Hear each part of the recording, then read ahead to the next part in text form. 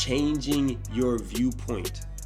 And as your viewpoint begins to change, everything around you begins to shift as well. Because there's no way your mind can change and your situation doesn't follow. It's only when your mind stays the same that your situation stays the same. You see my eyes on the Lord, I just been trying to get my head right. Welcome to another episode of Jesus Uncensored. Are we just gonna hop right into it? Doing a quick little reaction video. So just give me your thoughts on it. I actually think decisions are more powerful than upbringing. Because some people go, man, this is how I was raised, and this was my dad and my mom, and I went to this school, and I lived in this city, and this is the code that I live by, and we're in Chicago. It's like, there's nice people in Chicago. You don't have to use the DMX voice when you say I'm from Chicago. It's like everybody's got this thing, like they're like giving you the reason why I am the way that I am, and that's powerful. But so is a decision. To say, hey, I realized where I was raised rough, or my dad was alcoholic, and this happened, and I lost this person, and my grandma, and then this friend, and they broke up with me, and this divorce, and it's like, yes, bad things happen to good people every single day.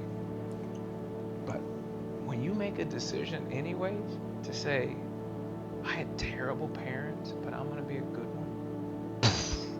What? I am so sorry those things happened to you. You're one decision away from a better life. You're one decision from being a better leader. The last guy I worked for, he never opened any doors for me, and this is how it's just like, so be better. In the process of dealing with people that we don't like, we can become people that we don't like. So don't be like them. Be different. You got choices today, and decisions are just so powerful. Yeah. Like I 100% agree. And I think what he was saying is like really, really beautiful, because it's like I have real life experience with this, like firsthand experience with this, because like a lot of people will say this and they feel like it's like corny because they be like, oh, my background, da da da da, and they'll do exactly what he said. Like they'll basically say, because this is what I went through, this is how I'm gonna be, you know? And I understand the thought process of like, this is what I went through, so this is why I am the way I am. Like that fully makes sense, you know? Our past can definitely define where we're at, but it does not have to define our future. And I think that's just like a beautiful sentiment. And I really don't feel like a lot of people believe it's possible. But what I was saying earlier is like, I have a perfect example of this in my own life, because my dad is a perfect example. My dad grew up in the projects. My grandfather was an alcoholic. My dad would tell me stories about this, you know, about him having to go and pick his own dad up from the side of the road after school, having to check on his own pops and try and make sure his own pops was good. Like, that's crazy. You know, that's crazy because, like I said, from my experience, I haven't had to experience that. My grandmother had to raise my dad and my aunt on her own, you know, so she was a single mom. So based on my dad's upbringing, he should have been a statistic. I should have been in the same situation based on my dad's upbringing. And the beautiful thing about this is like, it's real, bro. Like so many people don't believe that it's real. It is real. Like there's an amazing scripture, you know, that really speaks on this. Let me pull it up real quick. I think it's 2 Corinthians 5. Verse 17, if I'm not mistaken. Yeah. Trust me, I didn't know that off the top of my head. The only reason I remember that is because I tried to record this video a few minutes ago and messed it up. So this is the second take. And I did the same thing. Corinthians is not in the Old Testament. I don't know why I keep going there. All right, hold up. We're going to pull it up. Here we go. We're actually going to read 2 Corinthians 17 and 18. 2 Corinthians 5, verse 17 and 18. Therefore, if anyone is in Christ, the new creation has come, the old is gone, the new is here. 18. All this is from God, who reconciled us to himself through Christ and gave us the ministry of reconciliation. Bro, when I read this, it's just so amazing to me, because I've read this before. When I first saw the video, I first thought of verse 17. But after reading in 18, bro, I feel like 18 goes along with it so well. And this is why. So hold up. Let me show y'all. We're going to pull up the definition of reconciliation real quick. Okay, boom. I already had it up because, like I said, this is a second take. But definition of reconciliation, it's amazing. Let's read it. It has two definitions here on dictionary.com. It says the restoration of friendly relations, right? So here's an example. His reconciliation with your uncle. Second definition, it says the action of making one view or belief compatible with another. Bro, this is insane. The reason this is so amazing to me is because, think about this, bro. We literally, like reading 18, this is what it says. It says, all this is from God, who reconciled us to himself through Christ and gave us the ministry of reconciliation. So we literally, through Christ, we literally have a ministry that is meant to reconcile. And what does that mean? It's supposed to restore friendly relations between us and God. Insane. Us and the Father. So not just that, right? Not just that. But the second part says the action of making one view or belief compatible with another. And this made me think of Romans 12. I believe it was Romans 12:2. Yeah, I got it right here. Like I said, second take. It says, do not conform to the pattern of this world, but be transformed by the renewing of your mind. Then you will be able to test and approve what God's will is, his good, pleasing, and perfect will. This is amazing to me because that's the renewing of our mind, right? Because it says the action of making one view or belief compatible with another. Our minds, our thought process is by default not compatible with God's. Because the word literally says that his thoughts are higher than our thoughts. Our thoughts are not his thoughts. We don't think like God. Excuse me, had to burp.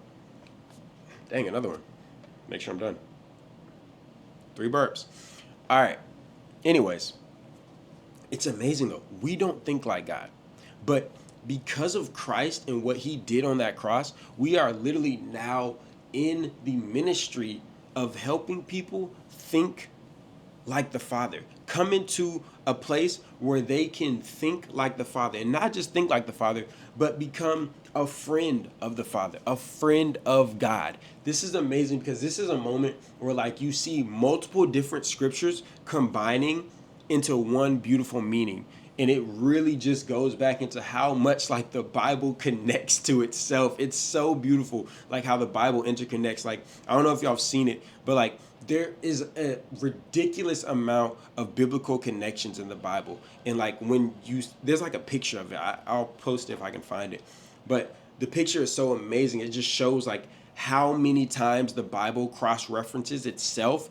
It's amazing. I heard somebody talking about this. They were like, if somebody were to write a book, like if one human being were to write a book that connected to its, like referred to and referenced itself just like the Bible did, people would look at it like just the most amazing piece of literature ever written. But what makes the Bible so much more amazing and so much more mind-blowing is it's not one author. This is 40, not 4, 4, 0, 0. 40. I don't know how it's going to look. It might be backwards. Either way, 40 different authors over a time span of, I believe, about 1,500 years, writing all of these things down. And they are all interconnecting with one another perfectly. Actually insane. Actually insane. Actually insane, bro. It's insane. And stuff like this is what makes it even more crazy for me to hear people say that they feel like the Bible's just fake or somebody just made it up or just some random person wrote it and just off a whim and people just believed it. It's like, what are we talking about here? There's so much historical evidence for why the Bible is legit. But we're not even getting to that in this video. We're just talking about how beautiful it is that the Lord is willing to reconcile us back to him and how our past does not have to define our future. What you went through does not define who you are now. Well, let me rephrase that. Let me say that differently. What you went through doesn't define who you'll be tomorrow. What you went through doesn't define who God has called you to be. So lock in with Christ, bro.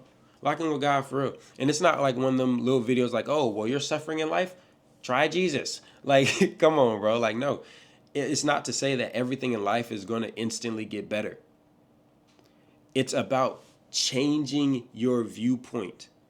And as your viewpoint begins to change, everything around you begins to shift as well. Because there's no way your mind can change and your situation doesn't follow. It's only when your mind stays the same that your situation stays the same.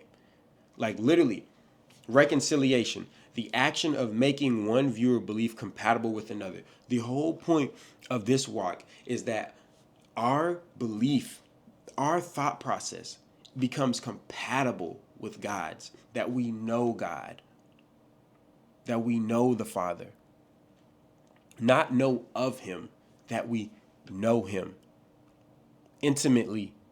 So anyways, I just want to say that real quick. Haven't posted in a minute. Glad to be back. Plan to post more. I'm not going to say too much on it. Just going to do it.